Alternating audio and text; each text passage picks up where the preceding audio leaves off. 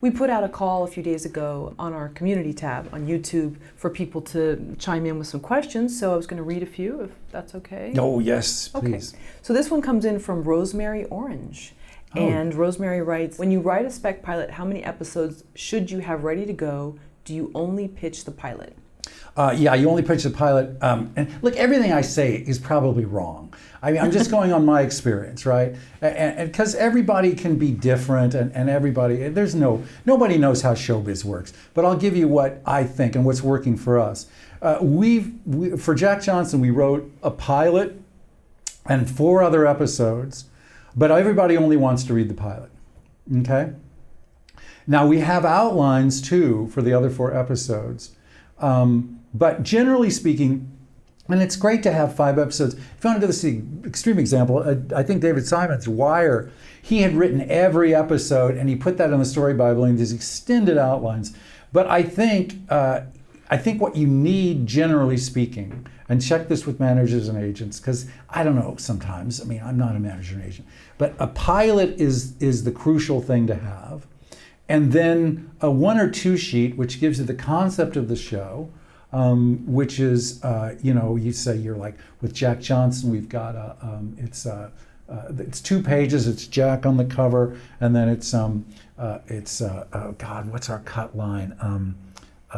Raging Bull meets God, what does Raging Bull meet? I can't remember. Raging Bull meets somebody, Muhammad Ali. But anyway, so it's 2-page concept sheet, but the pilot we work on. Now we've written 4 other episodes, written the whole miniseries, but we haven't, what they seem to want to see is the pilot, this 2-page concept line, and then also, Raging Bull meets Rocky. That makes sense, right? So the pilot is, our pilot is a long pilot. It's a miniseries. It's actually 120 pages. It's probably too long. But yeah, see the pilot and then have the other episodes, if you've got them done, ready. But the pilot is what everybody reads. And then they're going to also say we want a sales deck. When they get to that, we're actually compiling what's called a sales deck now.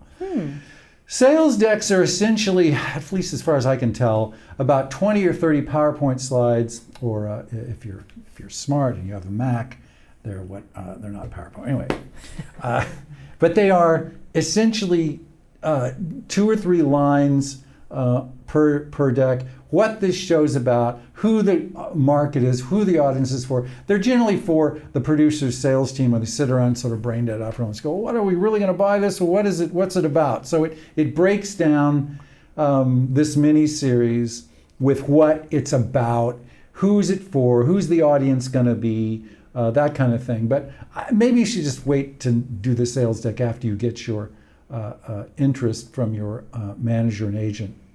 But basically a pilot, okay? The pilot's the real critical thing to have, and a concept sheet. Does this sales deck have any graphics in it, or it's you just can, text? Yeah, okay. yeah. I mean, I'd show you ours, but I don't think I can. No, that's okay. But it's like 20 slides. It's, first slide, I'll give you an example. The first slide is Jack Johnson. There he is. And then it's, Muhammad Ali meets, what did I say? Raging Bull meets Rocky. That's the slide. You go to the next slide, he was the first great African-American heavyweight in history. He broke all the rules, right? Each one of these is a slide. So imagine you're a production company and you're just watching this, okay, this is what we're going to buy, okay. That's really what it is. It's just like a sales deck, like card after card, this will break all the rules, this will give you the most money. It's a sales technique. That's what a sales deck is. Sure. And it's designed to give the production company an idea of what they're buying. Because they don't want to read the pilot. They're too lazy. Like, I would read the pilot, but it's 120 pages long. Just give this to my person that breaks this all down. Because I used to be a story analyst, a script reader, and this used to be my job. When someone got interested in a project, they'd go, okay, well, they sent us the pilot. It sounds really good. I've read the 2 concept pages. Here, Peter, you read it and then break it into a 5-page. 5 pages, man, that's all I can do. That's what I did for 7 years.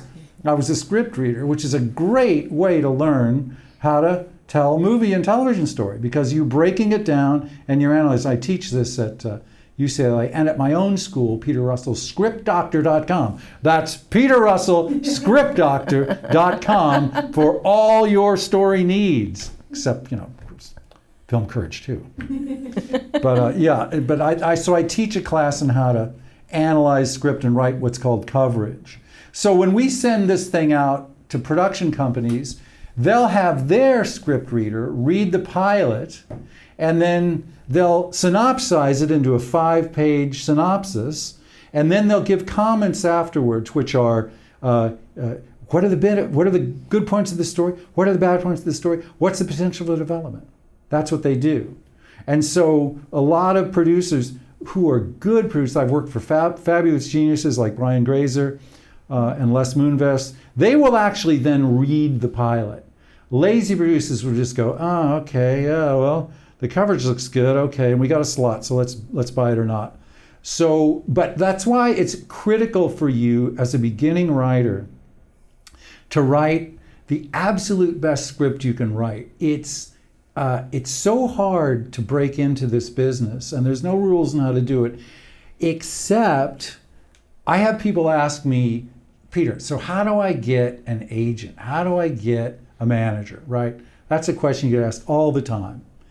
And I think the greatest way to answer that is, well, why don't you ask yourself, how do I be good? Okay? How do I be a good writer? Because if you become a good writer, then you can probably get an agent or a manager, okay? So your product on the page has to be amazing, okay? That's how you attract interest. No beginning writer probably is going to sell a concept. Jack Johnson's a great story, but we have to write the script. You can't just go, hey, Jack Johnson, and they go, oh yeah, okay, that's great, go ahead and write it. When you're a beginner, you must write the script. You can't just get an agent based on a pitch. And there's people that sell access to producers and managers. I'm sure you've interviewed them. They say, we're going to get you in the room with a great producer. We're going to get you in the room with a great agent. Yeah, getting you in the room, yes. But then you're going to go, here's my script. And they're going to go, okay, it's no good. Next, right? So getting you in the room with someone is important as hell. Yes, I'm not minimizing that at all. And it's very difficult. And a few years ago, I used to say, well, just shoot out your script, go to IMDb Pro, and there'll be emails for all the major production houses there, and there'll be general emails. They'll say not to send in the script. Send it anyway. You know what? All those people are taking their emails off of IMDb Pro. There's no way to even get to them. I mean, I used to work for a guy who I loved and who loved me, a big network guy who's now a big guy somewhere else. I went in there, I was like, I haven't talked to this guy in years. Well, I got a guy, I know he wants to talk to me. His name's not even listed in the company. These guys are like Latin American dictators. And tinted windows, I want to speak to no one, right? So even getting a hold of these people now is insanely hard. Because I guess they just get, badgered all the time. So the best way to do it, I know of, is to just be really good. Really, really good. I have an in because I go speak at places and I sound like I know what I'm talking about. And sometimes I get people afterwards come up to me and say, hey, you sound great. I'd like to see your stuff. I know that other people don't have that. So the best way, I think, is to have a super good script. That's rare, by the way. 99% of the time, you will see bad stories. When you read a script, as a script reader, I'd say, and this is a terrible statistic, but people should know, 98% of the time, when you read a script, and these are scripts that have already gone through the process of, a big process of filtering, they're going to not be good. Because writing a good script is insanely hard. It's hard, way harder than physics or brain surgery. Way harder. It's funny that you mentioned just sort of this dropping off the script and thinking that that's like the magical answer, because reading something about Michael Crichton back in the day in the 90s, and he was living in this like very unassuming place in Santa Monica, which I'm sure is not unassuming in price, but he was sort of living in plain sight, as they said, you know. You wouldn't think that he'd be there, and because people would just drop off. He wanted to be sort of unknown in the neighborhood because he didn't want all these manuscripts just put in his mailbox, which is what was happening. So just kind of interesting that this theory of, hey, if I just know this person and I get this to them, we're good, you know. Yes. You know? That's and I know that's a great thing to have pulsing in your heart, because you need that, because that's the only way you're going to succeed. But I would say to you, you say, no, Peter, I've done all that. Can you just get me to the agent? Just get this to the agent. This is it. I've got it. And I will say to them, I would bet you half my house that it is not good yet. You know, you just please let me look at it and tell you, because I'll bet you it's not good yet. And that's a terrible thing to say, but look, I've spent 20 years before my stuff is anywhere near. I've got so much respect for a writer that can sit down and knock off a great script. I've heard that that's possible. There's one writer, he works for American Crime now, who apparently just went to a coffee shop one day and said, and he was a comic, said, I'm going to write a script. He wrote a script and he sold it. He was great. He's like Shakespeare. But 99.9% of the people I know in the business that are very good, very talented, they didn't do it that way. They spent years before it got good. It's sort of like saying, hey, I think I could do stand-up, but I don't want to go and do all the 5 years for it. Give me the Comedy Store. I'm going to just do it tonight, you know? And I know that I'm so good. I've never done it, but I know I'm so good that well, no, you're probably not going to do that.